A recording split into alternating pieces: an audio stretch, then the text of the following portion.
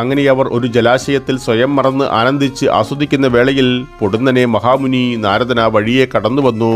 അമിതമായ മദ്യപാനത്തിന്റെ ആസക്തിയിൽ കുബേരന്റെ ഈ ദേവപുത്രന്മാർക്ക് നാരദമുനിയുടെ സാന്നിധ്യത്തെ വിലമതിക്കാനായില്ല. അതിനാൽ അവരുടെ നഗ്നമായ ശരീരം അവർ മറച്ചതുമില്ല.